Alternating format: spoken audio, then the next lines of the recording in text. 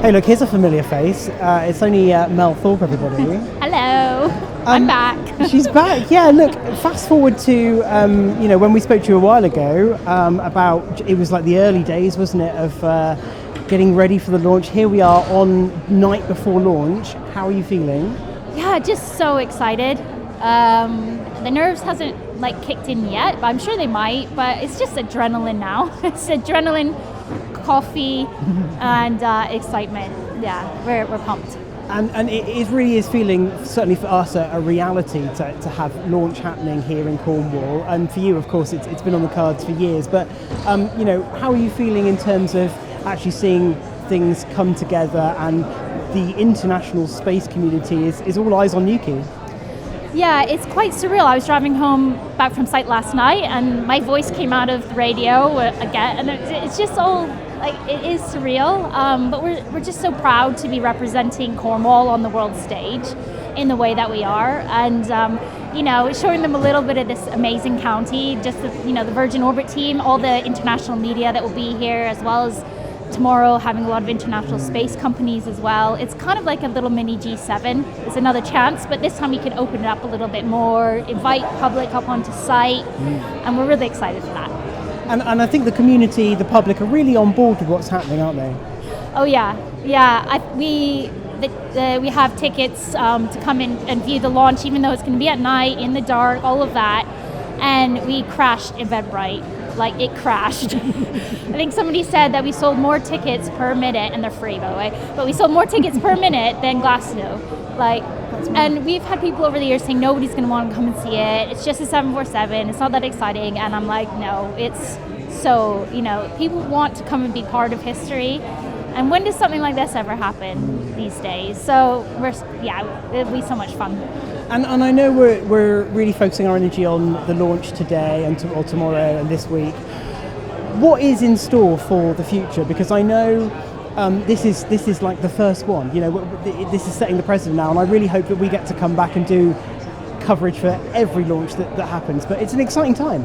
Yeah, and we're already starting, as Dan said, we're already starting to look at what's next. Another launch with Virgin this year, each one just getting easier and easier, and hopefully in the summer when it's warm and in daylight would be really nice. But yeah, and working with so many other businesses, I can't explain how much interest there is in coming to locate at the site now. So we'll be picking up a lot of those conversations. I'm really keen to build up the engagement with the community, get more people up here to see what we've been up to, because we haven't been able to really do that yet. Out into the schools, we have a full culture program that we're going to be working on as well. So getting the arts back into space and culture into space. Cornwall's got a really unique link to space, and I want to bring that back again. So many different things. Our sustainability work that we're working on. It's endless. That's actually what a lot of the busy time's going to be, I think, is after the launch. And we spoke a little bit of that in the press conference about the sustainability, the reusability, and the kind of the future stuff. Can you tell us a little bit more for people who missed that? Yeah, so we are very proud that we're being as transparent as possible about this launch, and that is, firstly, our carbon impacts. We've done a whole life cycle analysis around it, so it's not just one part of it, it's everything, the good, the bad, the ugly, because only then can we understand what we need to do to change. So we have a steering group that we're going to be it is being formed at the minute, and they're just going to help guide us towards, first of all, carbon neutrality, and then, can we go beyond that? Can we work with Virgin Orbit and the technology to do a fully carbon neutral and then net zero spaceport? Could we be the world's first? And I really truly think if everybody gets behind us that we definitely can do that, so that all this life-saving technology that goes into space can do it in a way that's not hurting our planet. So a lot of that work's going to get underway. A lot of it's already underway, and we're really just pushing that and then challenging other people to do the same in the space industry. It's time for the industry to wake up and start to take this seriously. And I love that you referred to yourself as an environmentalist in that press conference, which people might not put two and two together when they think of space launches. So having someone like yourself as head of Spaceport can really embed that into the future. Yeah, it's interesting, isn't it? My background, my family, my upbringing, 100% I'm an environmentalist. Nature is me, and for me it's important that people like me are in industries like this because it helps shake it up. And unless you can get some of these big industrial players to think differently about how they do things, it's going to be really challenging. So for me, it's important that I'm in the space industry, I'm in launch, and I'm starting to have these conversations, and I'm starting to get regulations changed, and we're starting to get big operators to change the way they do things. That's how we can fundamentally, start to change things in a positive way. So 100% I'm an environmentalist. I've never said I wasn't. And for me, I'm in the best place to be able to do that. And just quickly, what does tomorrow look like for you now? You can put your feet up, right? I have some rehearsals to do tonight, and then I am up and back here, I think at like 5 a.m. or something. I might try and catch a nap, because then we're back on site, and I think we'll be going definitely through the night tomorrow. So my parents get in from Canada tonight, so I'm very excited that they're going to come and be here for the launch, and my girls will be here. So it's going to be a big family moment as well. Love it. Well, best of luck tomorrow. We're going to be here, and let's hope it all goes really well, and catch up soon. Yeah, and thank you always for always chatting to me, and I love chatting to you guys, and obviously your viewers. You didn't pay me to say that. I really do mean it. I love it. Thank you. Thanks, Mel. Okay, we're here with Matt Archer now from the UK Space Agency. Matt, thank you so much for taking the time to talk to us. Exciting times here in Newquay. Very. For me, it's been 2.5 years in the making, and for other parts of the Space Agency, it's been even longer. Very excited to be here at launch and looking forward to a successful outcome tomorrow. And I think, Space Agency kind of does what it says on the tin, but more specifically, what role have you guys played in kind of making Cornwall Spaceport come together, and of course tomorrow's launch? Yes, the Space Agency has a number of roles in terms of supporting the launch. So we created the Spaceflight programme 5 years ago, and that's about putting in place all the things that you need to make a launch successful. So yes, it's about kind of funding new technologies and creating new capability, so supporting Virgin Orbit and Spaceport Cornwall for the launch. But also it's about international agreements and the regulations that underpin the safety of the launch.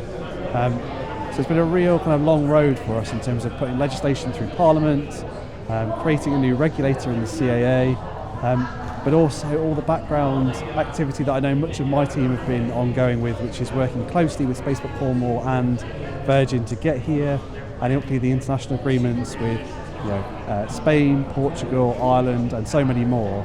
A real lot of hard work that's got us this far. And for someone like me, it's all very exciting, and I love it, but a lot of people might not understand why. Why does the UK need to be involved with space? What's the point of it? Yeah, I think the bit that I suppose most people won't be aware, that the UK produces more satellites and more small satellites than any country other than the United States.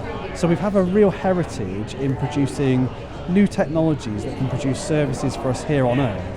So whether it's Earth observation and helping us understand our planet in a way that is just more detailed than ever before, whether it's using position navigation and timing signals, so your navigation in your car or your phone, all of that comes from space.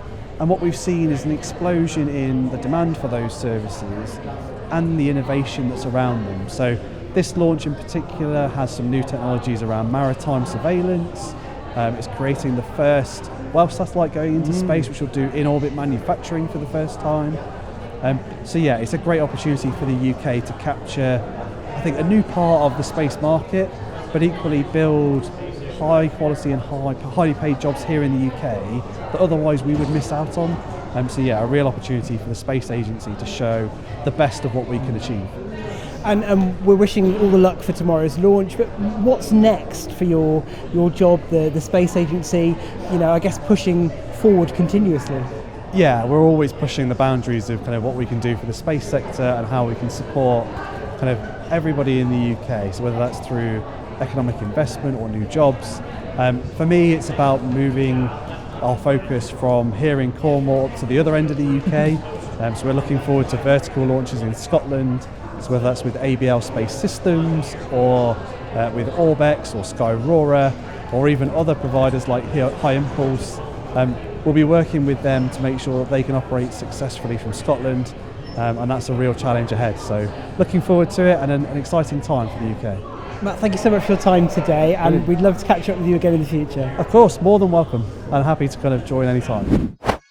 So I'm here with Ian Jones, who's CEO at Goonhilly. Hi Ian, thanks so much for talking to us today. Yes, it's really good to be here. I think for a lot of people in Cornwall, when you think about space, I'm immediately drawn to Goonhilly. Tell us a little bit about your involvement with the launch this week. Yes, Goonhilly down on the south coast, of course. We're just over the horizon, over the hills. But what we've done is we've built an antenna at the end of the runway here in Newquay, and that will be used to do the pre-flight checks. Then we built a second antenna which we've shipped out to Southern Ireland, because of course the drop zone is just off the south coast of Ireland, and that's over the horizon from here. So once Cosmic Girl takes off and flies over the Atlantic, we'll be tracking with that Southern Ireland antenna. So that will be helping just the pre-flight checks. And then once the rocket is launched and the satellites are deployed in space, we have a third antenna at Goonhilly, and that will be providing telecommand support for one of the spacecraft, the IOD-3 Amber mission. And Goonhilly's seen a lot of investment, a lot of opportunity over the last few years. How are you feeling about supporting an event like this? This is great. Yeah, we obviously have put a lot of effort into building up the site, and we've won a lot of really interesting contracts over the last few years with big satellite operators and space agencies as well.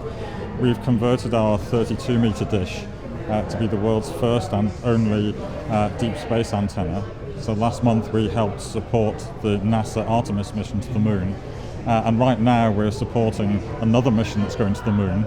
It's a Japanese private lunar lander, and that's going to take 2 months to get to the moon. It took off in December, and we're tracking it over the next month and helping to get it there and to land it. So yeah, so we've increased our workforce over the last couple of years. So we've taken on quite a few young graduates who are from Cornwall, have gone away to study and have come back and working for us now, and they're doing that work to command these spacecraft. And thinking about kind of location and where we are in Europe, what makes Goonhilly such a special site and invaluable for the space community? Yes, so we think of technology happening in big urban centres, but very often in industries like the space industry, things happen where they need to be from a space perspective, really. And Goonhilly is in quite an interesting location, on a seaboard, in a remote location, and we just happen to have, just by accident, the right sort of latitude and longitude that is the sweet spot for a number of different activities in space. So it means that we have a really wide range of activities supporting low orbiting satellites, geostationary satellites, and deep space missions. And I guess, what does the future hold, do you think? We've got some, hopefully we'll see some more really exciting launches from here in Cornwall, a lot more involvement in operations around the world. What's next for Goonhilly? Yeah, there's a few different things, really. We're definitely pioneers in terms of deep space communications and the next step of exploration. There's a big push now towards making a permanent human base on the moon. There are about 300 missions planned to the moon over the next 15 years, and Goonhilly is really going to be a key part of providing the comms for that. But also, as the population of the globe increases, we increasingly need to manage that, and we manage it from space. We're able to see what's going on and help manage the resources, and so that's something that we can support from Goonhilly as well. An absolute pleasure talking to you today. Good luck tomorrow, and thanks for talking to us here at Chaos. Yeah, it should be an exciting time. Hopefully it's a bit warmer than it has been today. Thanks. Cheers. So that is it from us here at Spaceport Cornwall. Very exciting. Everybody is raring to go, and we wish them all the luck with the launch.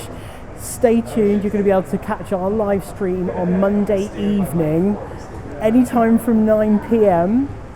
We can't give you too specific time because it depends on the variables, but keep tuned to our Facebook, our LinkedIn and our Twitter. It's at Chaos UK, and we're going to give you live coverage as it unfolds right here in Newquay. Keep it chaos.